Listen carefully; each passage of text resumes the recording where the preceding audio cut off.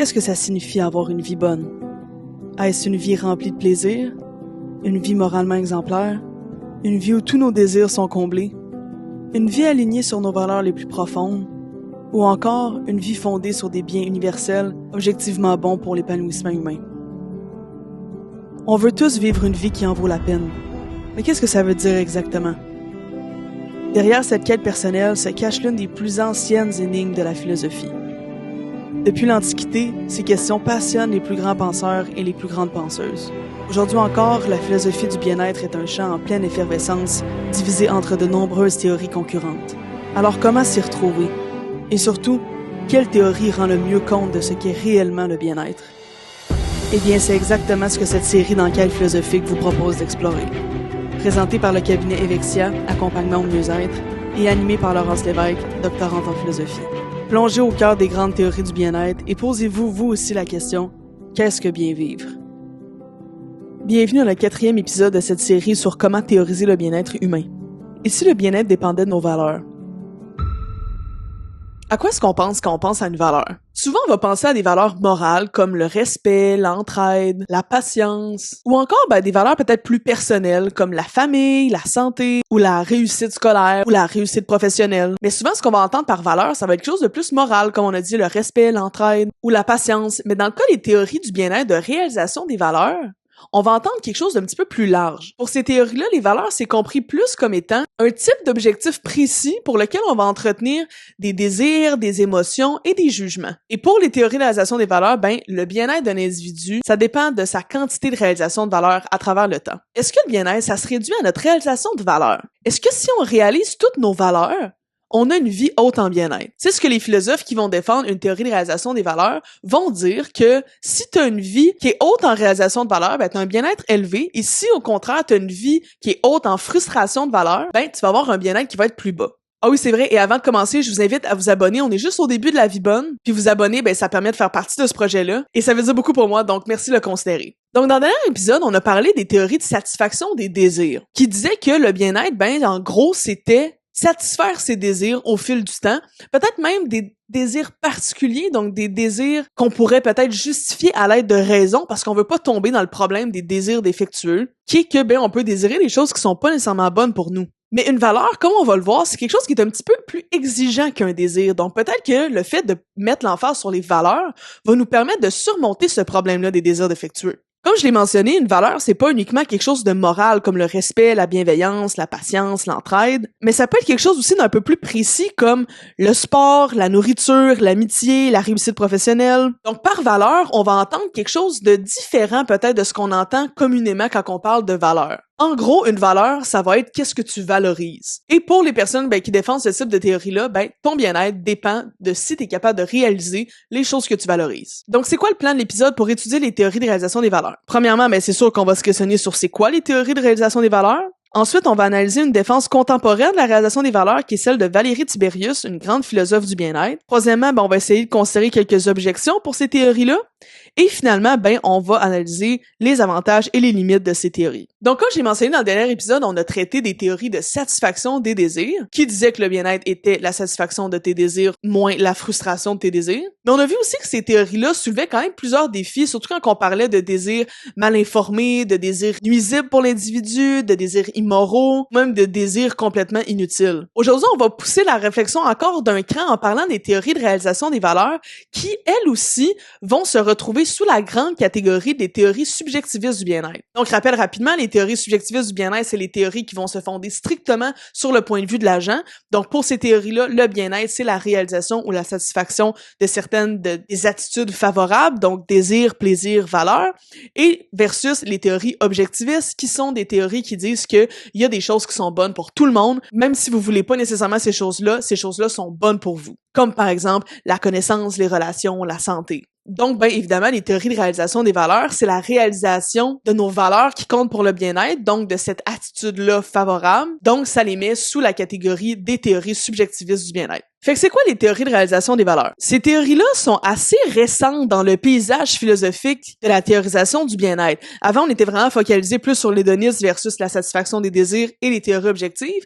Et récemment, il y a eu cette branche-là qui s'est créée, qui est celle des théories de réalisation de valeurs. Petit spoiler alert, je vais essayer de cacher ma joie parce que actuellement, dans ma thèse doctorale, je travaille moi-même sur le développement d'une théorie du bien-être de réalisation des valeurs. Donc, c'est sûr, j'ai quand même un petit parti pris pour ces théories-là. Si jamais ça vous intéresse d'en savoir plus sur mes recherches, vous pouvez aller voir sur cabinetevexia.com, il y a plus d'infos là-dessus. C'est des théories qui sont défendues par des penseurs comme Dale Dorsey, Jason Ribley, Benjamin Yale, et surtout Valérie Tiberius, sur qui on va se concentrer aujourd'hui. Donc, qu'est-ce qu'ils nous disent ces théories de réalisation des valeurs? Honnêtement, c'est extrêmement similaire que les théories de satisfaction des désirs, mais au lieu de se focaliser sur les désirs, on va se focaliser sur les valeurs. La première question qu'on peut se poser, c'est pourquoi faire cette transition-là des désirs aux valeurs? C'est quoi l'intérêt qu'on a de faire ça?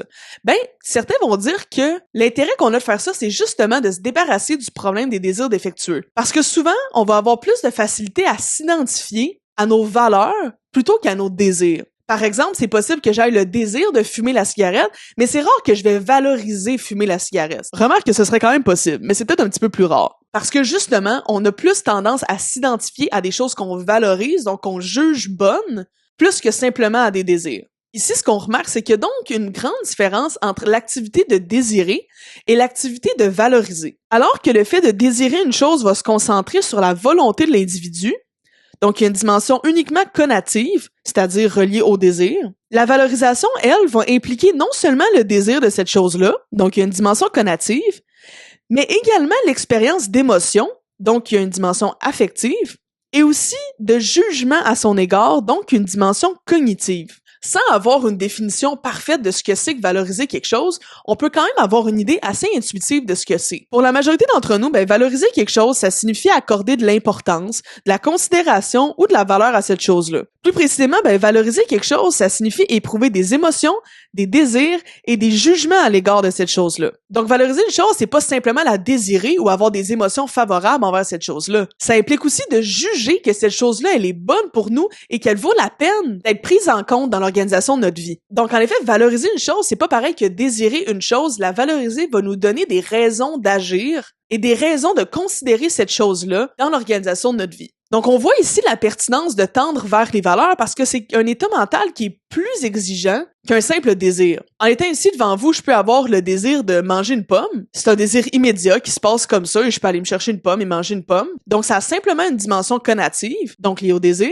Mais le fait de valoriser quelque chose, ça implique plus que le simple désir. Ça implique, oui, des désirs, mais ça implique aussi des émotions favorables et ça implique aussi des jugements. Donc, une valeur, ça doit avoir ces trois composantes-là, une dimension connative, affective et cognitive.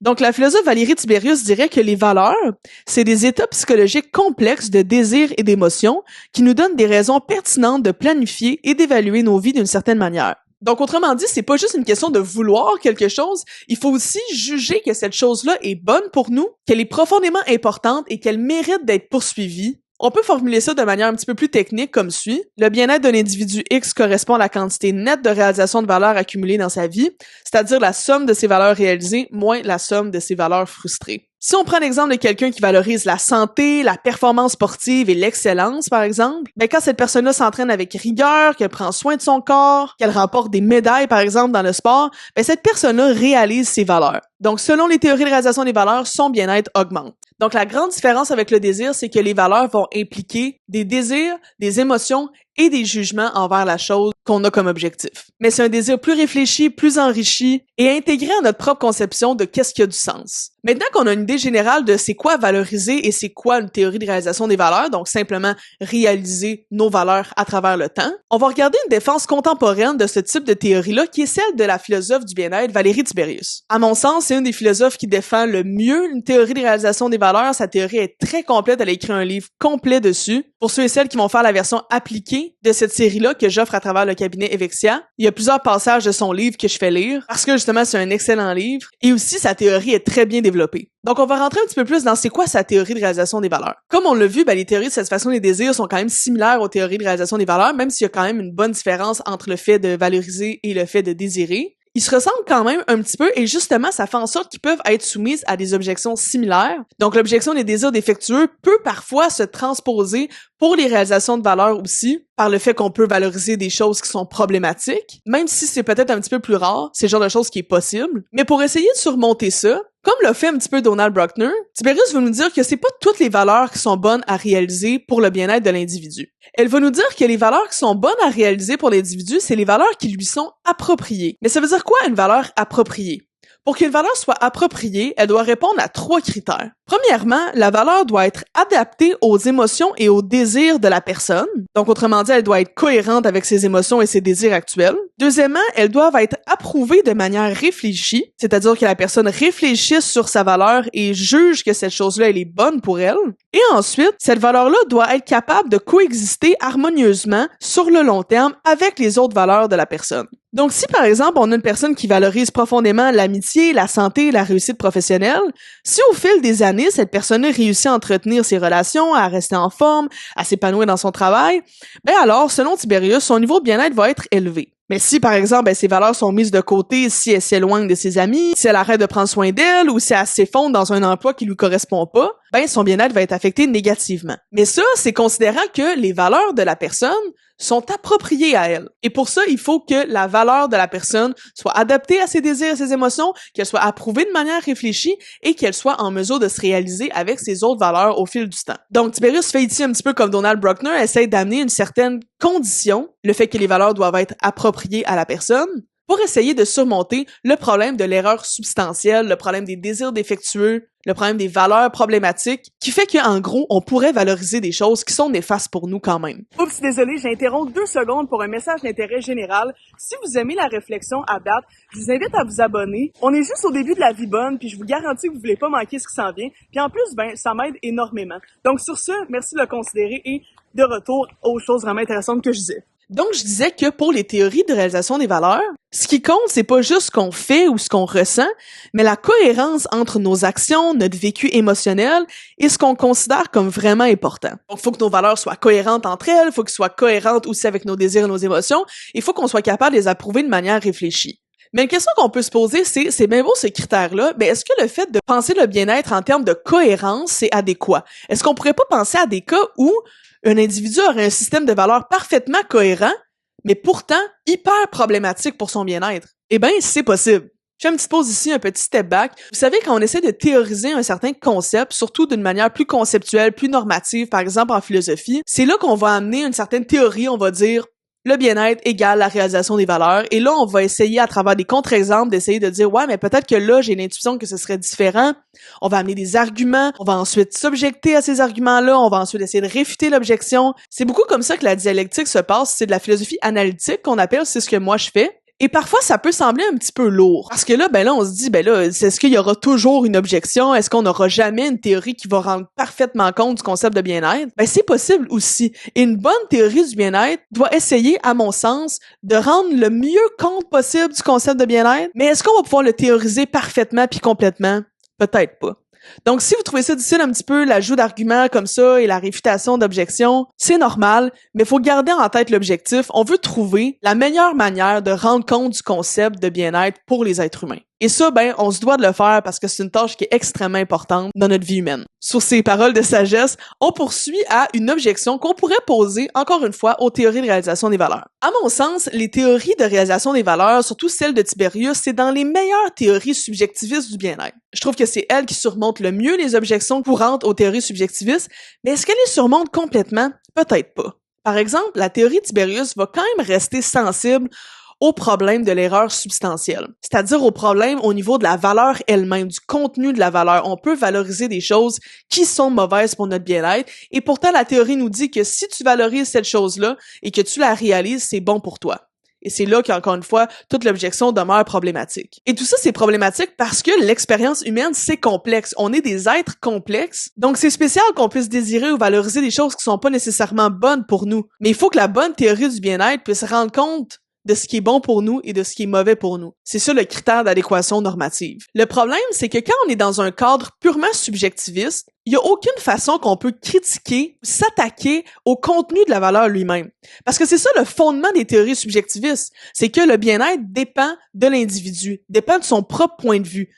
Fait que si l'individu dit que pour lui, il valorise la montée du nazisme, par exemple, ben la montée du nazisme serait bonne pour lui. Mais on peut très fortement s'objecter à ça. Comme on discutait dans l'épisode précédent, un esclave pourrait en venir, à cause de ses préférences adaptatives, à valoriser sa position d'esclave, quand en réalité, c'est pas une bonne vie du tout, une vie d'esclavage. Donc ça, c'est un problème fondamental aux théories subjectivistes, c'est qu'elles nous permettent pas d'aller dire non, cette valeur-là, elle est pas bonne. Parce que qu'est-ce qui fait qu'une chose est bonne pour quelqu'un? C'est simplement si elle la désire ou si elle la valorise. Ou, pour les théories hédonistes, qu'elle en tire du plaisir. Fait qu'on n'a pas moyen de faire non, cette valeur-là, elle est pas bonne, on la tasse. Au contraire, pour les théories subjectivistes, si tu la désires, tu la valorises, c'est bon pour toi. Et c'est ce qui fait qu'on n'arrête pas de se confronter toujours au problème de l'erreur substantielle. Ou encore une fois, le problème des désirs défectueux ou des valeurs problématiques. Comme j'ai mentionné tantôt, pour Tiberius, pour qu'une valeur soit bonne pour la personne, elle doit être appropriée à cette personne-là. Et le deuxième critère pour qu'une valeur soit appropriée, c'est qu'elle soit approuvée de manière réfléchie. Et c'est avec ce critère-là que Tiberius essaie de surmonter l'objection des valeurs problématiques en disant que l'idée, c'est de réfléchir à notre valeur.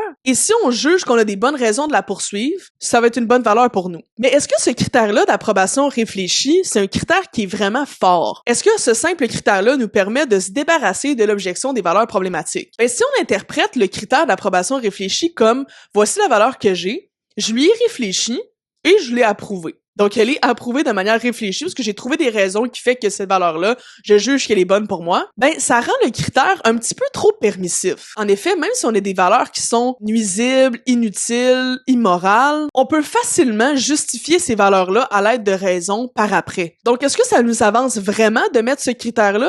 Pas vraiment. Comme le montre le philosophe Jonathan Haidt dans ses travaux sur le raisonnement post-hoc, c'est pas toujours le cas que nos attitudes soient véritablement fondées sur une délibération ou des raisons rationnelles, même quand on est capable de fournir des explications pour elles. On a souvent tendance à inventer des justifications après coup qui semblent plausibles, mais qui correspondent pas nécessairement aux vrais motifs de nos jugements, ce qui crée une forme d'illusion de raisonnement objectif. Donc, ce que Haidt nous dit par rapport à ses travaux sur le raisonnement post-hoc, ça fait que après, on est capable de trouver des raisons de justifier par après une certaine chose, même si cette chose-là est pas du tout justifiée sur la base de bonnes raisons. Ça nous donne une forme d'illusion de jugement rationnel quand en réalité, c'est juste comment notre cerveau fonctionne, on a la facilité ou la capacité à trouver des justifications par après pour ce qu'on a fait, ce qu'on a dit, ce qu'on valorise ou ce qu'on désire. Quand en réalité, c'est pas vraiment une réelle délibération qui nous amène à un jugement rationnel. Encore par exemple, ma personne qui valorise la montée du nazisme, ben cette personne-là pourrait trouver des raisons pour justifier cette valeur-là,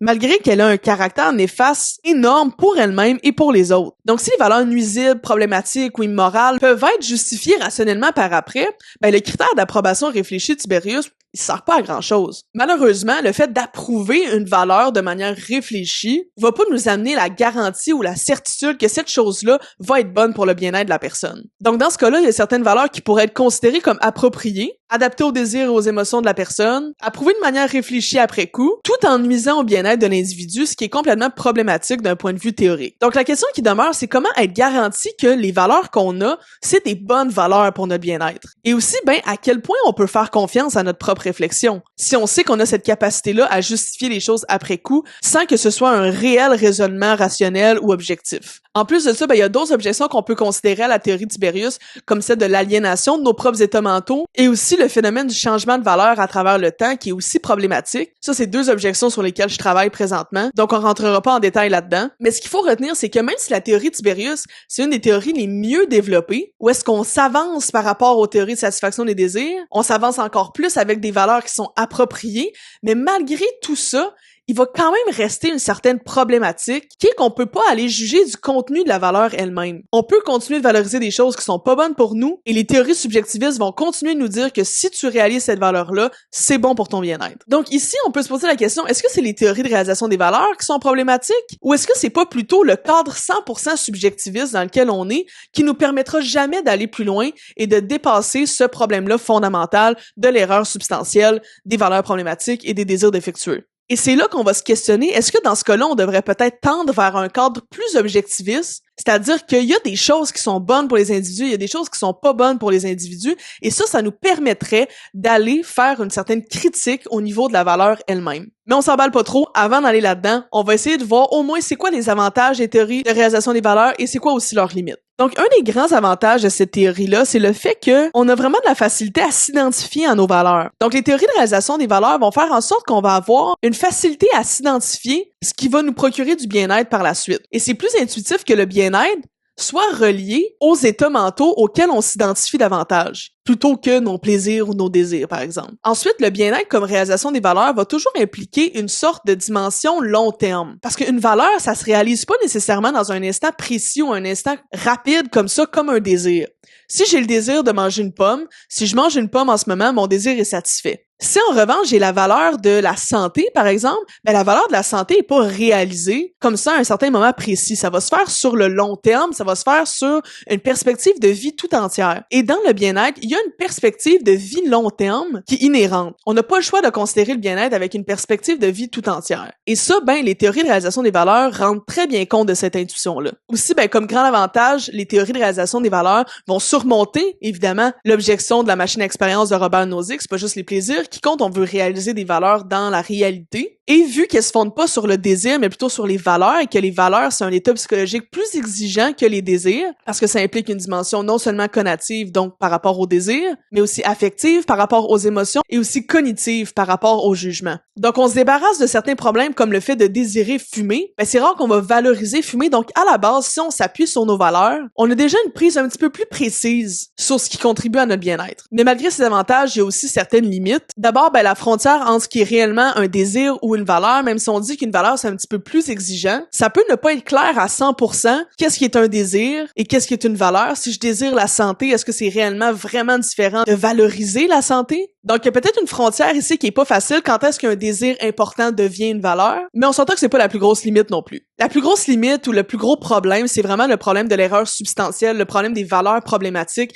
le fait qu'on peut pas aller traiter le contenu de la valeur et juger une valeur mauvaise en elle-même. C'est ce qui reste problématique, mais comme je l'ai dit, c'est un problème qui va perdurer dans le temps si on continue de rester dans un cadre qui est purement subjectiviste. Aussi, c'est un petit peu problématique. Certains vont dire que les théories de réalisation des valeurs, c'est des théories qui sont un petit peu trop exigeantes, dans le sens qui reposent sur l'idée qu'on peut réfléchir sur les choses qu'on désire, qu'on valorise ou qu'on apprécie, quand en réalité, ça se passe pas toujours comme ça dans la vraie vie. C'est pas toujours facile de réfléchir à nos valeurs et de constamment devoir les juger bonnes pour nous. Certains diraient que c'est un processus réflexif peut-être un petit peu trop exigeant. Ce qui fait que certains sujets qui seraient capables de bien-être, en réalité, pourraient pas vraiment l'être selon ces théories-là, comme les bébés, par exemple, ou les animaux, qui sont pas capables d'avoir cette notion-là de réflexivité. Donc, ça voudrait dire que selon les théories de réalisation de valeur, ils peuvent pas vraiment avoir de bien-être, ce qui est un peu problématique quand même. Mais ce que je veux que vous retenez, c'est que les théories de réalisation des valeurs, c'est les théories qui essayent le plus possible de répondre à tous les problèmes